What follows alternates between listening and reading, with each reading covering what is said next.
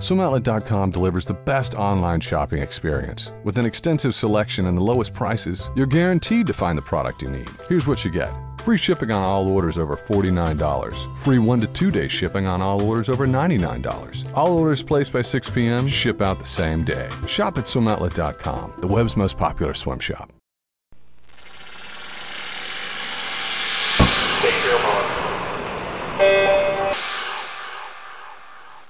This is Race Day, presented by SwimOutlet.com. I'm Tiffany Elias, joined by Jeff Cummings and John Lone, and we are about to recap Day 4 here in Omaha of the U.S. Swimming Trials.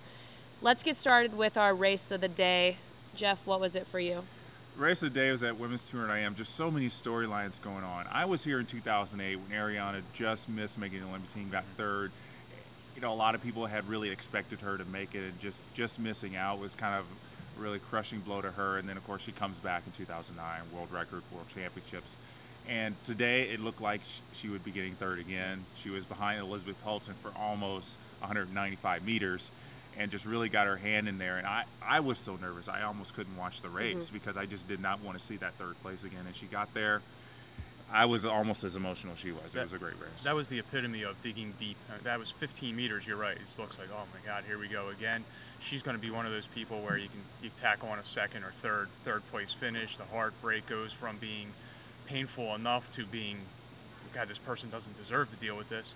And there she is, the elation. I mean, 180 like you can't believe. And that's just the nature of this event. We'll dive a little deeper into that event in just a minute. We have a very emotional interview with Ariana, so check that out on Swimming World TV. And your swim of the day, John.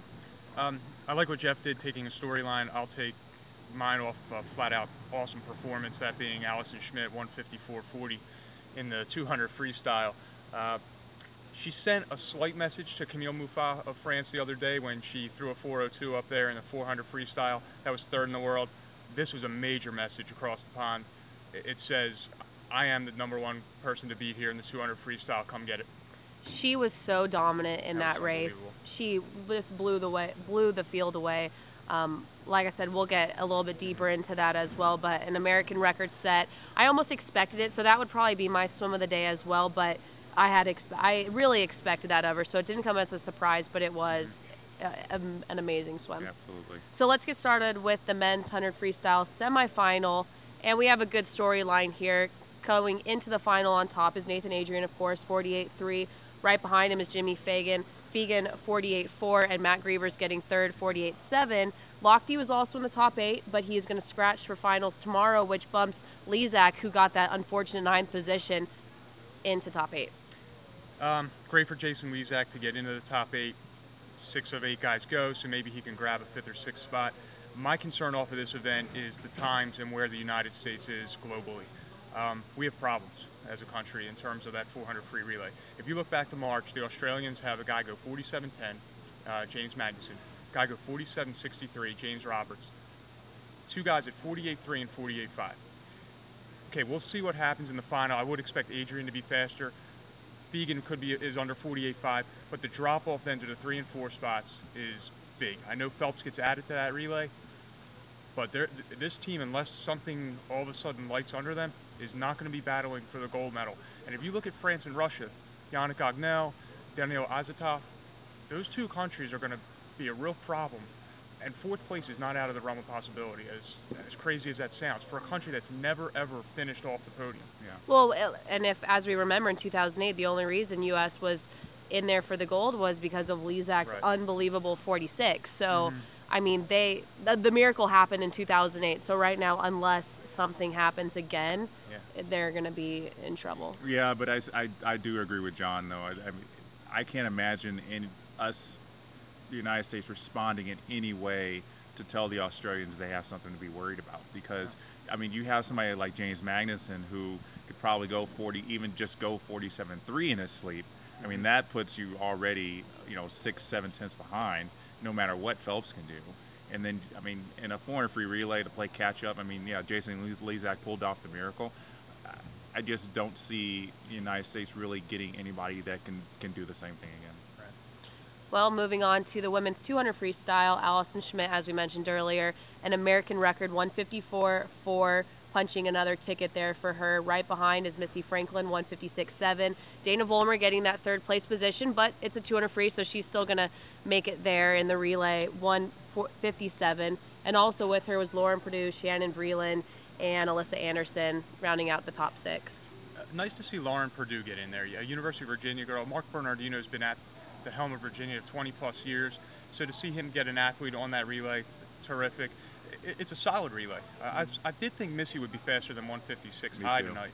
I thought she would be in that 155.0 range, just like Shanghai last year. So at the same time, we know there's more to come from her. She's not near her peak, I wouldn't think, and that's kind of the gut instinct we all have. So there'll be more out of that. Dana Vollmer, that's a decent swim. Yeah, I'm really glad to see Dana Vollmer back on the relay. I mean, I don't know if people remember, she was on that 2004 relay. Took the East German world record down for the first time, and she was pretty much expected to be back on it in 2008, didn't make it. So I think it's just a really nice thing to just that was the thing that made me smile most about that race, to see her get third. Now the 200 butterfly next event finals. It was a good heat. It was obviously Phelps's event, so he got first, 153.7. But the race for second was all the way to the end. Tarwater took it out unbelievably fast. Unfortunately, he fell off. Bobby Boyer, we thought he almost had it going into that final 25, but right in the end, Tyler Clary grabbed second, 155.1, just out touching Bobby by half a second. Yeah, I really thought Bobby was going to get it, but I think he had 4 pianos follow him at once, and just the last 10 meters just looked real painful for him, and Davis Tarwater as well. And Tyler Clary just willed himself to the wall. It had to take an amazing amount of fortitude, and Tyler has this in abundance, to just be patient and know that those guys are going out too fast, and just really powered home that fourth 50. And being a 400 IMer, you know Tyler's going to have that power at the end. He's going to be able to hang in there a little bit longer than the other guys when they start to tighten up. He's still strong enough to make up some big chunks of real estate at the end, and that's what happened. Yeah. Phelps's victory, there's only three 200 flies left in his career now, prelim, semis, and finals in London. And this is almost the end of an era type of thing, because the 200 flies what started it for Michael in 2000. He's this lanky 15-year-old kid in Indianapolis. We saw him run down Jeff Sumensato at the end of that race. It was the first sign we saw of this guy who can will himself to victory seemingly whenever he wants, has that great closing speed. So in some ways it's a nostalgic race that this is coming to an end. Now his 153, it looked smooth, but it really didn't look as smooth as his other races. It wasn't by any means impressive or powerful. Do you think he was still conserving here? Do you think 153 he did enough to win that final, or because it didn't look like it popped like his other races? Well, I think like we've talked about the last couple nights, he and Ryan have a lot left for London, so we'll see that there. The good news for Phelps is he goes a 153.6. That's the #1 time in the world, and he's not even in peak form. That says how much he dominates this event. Right. All right, so moving on to the 200 fly for the ladies. Camille Adams on top, 208, followed by Kathleen Hersey, 208 as well. Teresa Crippen getting in for third with a 209. This is the semifinal, so there's still a couple others in the mix. Vanderberg had a solid swim this morning, a little bit off it tonight. But moving into finals, where's the race at here? I don't know. This is one of those ones going into the final that you can see a number of different scenarios coming out of this. Texas A&M's on fire here, so Camille Adams should be confident off of a teammate making the Olympic team already, feeling good off a 2:08.0 time.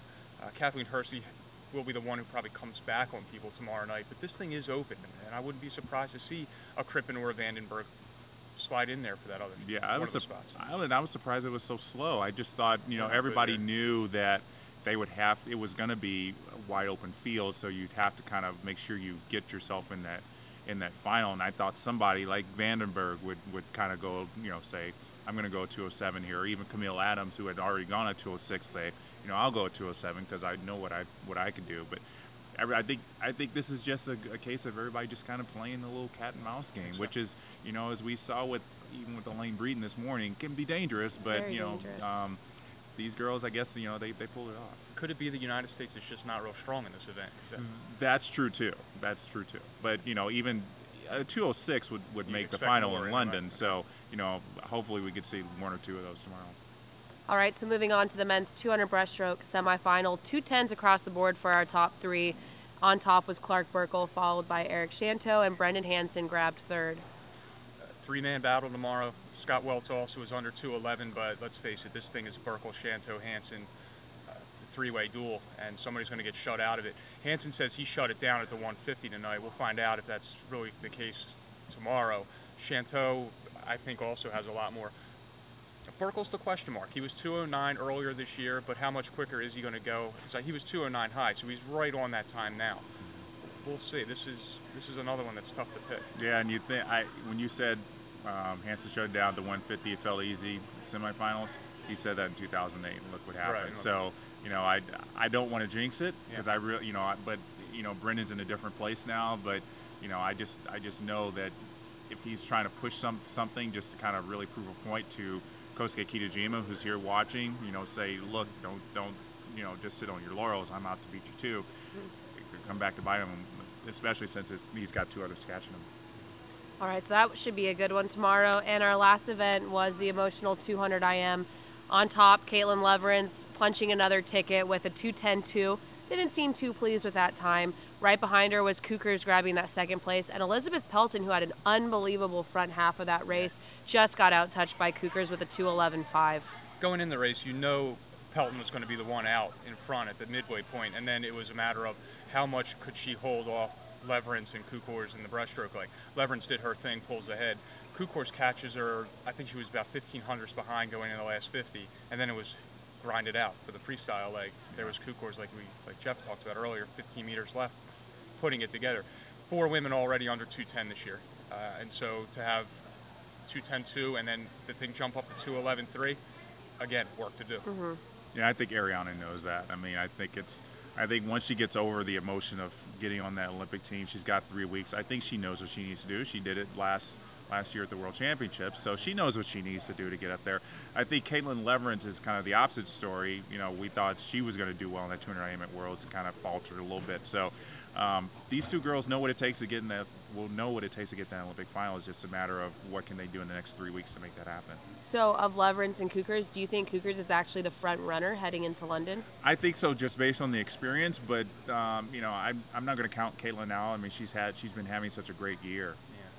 All right, well, that wrapped up day 4 finals. Heading into tomorrow, we have a look at 2 events on each side for the men and the women. It's the 100 free, 200 breaststroke on the women's side, and the 200 back and 200 IM on the men's side.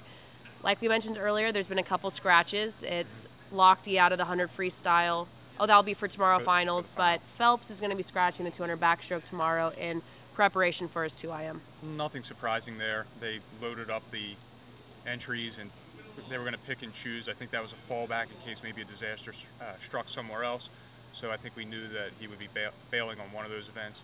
Lochte's going to keep both. This is the start of that really difficult double that if he gets through all this and gets through to London, there's 20 minutes between the final of the 2 back and 2 IM. That's one heck of a turnaround. I'm actually kind of surprised Phelps is scratching. I thought maybe he wanted to kind of step up to Ryan's challenge. That I know he thinks if I scratch the 200 back, I'll be fresh for the 200 IM. That makes me a little bit more of a gold medal possibility. But I just think it would have been thrilling as a swimming fan to see them battling it out in both finals. Well, that's going to be some good ones to look forward to tomorrow. I think that about does it for our day 4 finals recap. Halfway point. Halfway point. If you've missed anything along the way, make sure to go to Swimming World TV to check out interviews after prelims and finals. Tomorrow we're heading into day 5. I'm Tiffany Elias with Jeff Cummings and John Lone, and we will see you again tomorrow for day 5 prelims.